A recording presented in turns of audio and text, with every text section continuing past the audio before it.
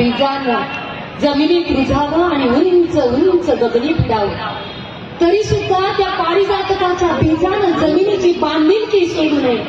फुलाच्या ओंजळी भरभरून आपल्या मायभूमीला समर्पित कराव्या आणि सारा परिसर मंगलमय आणि सुगंधमय करावा.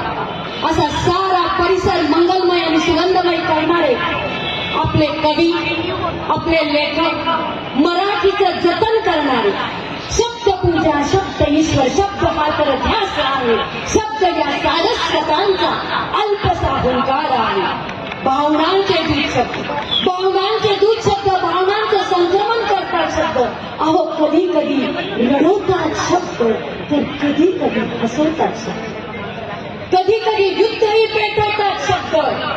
असा हा शब्द महिमा अपार या मराठीबद्दल, या अमृतमय भाषेबद्दल व्यक्त करण्यास अपुरे पडत नाही शब्द, अपुरे पडत नाही शब्द, अपुरे पडत नाही शब्द. धन्यवाद. हा आपल्या कॉर्पोरेशननं घेतलेला हा कार्यक्रम आणि त्यानिमित्तानं आम्हा लेखकांचा, कवींचा केलेला गौरव, त्याबद्दल आम्ही ऋणनिर्देश व्यक्त करतो.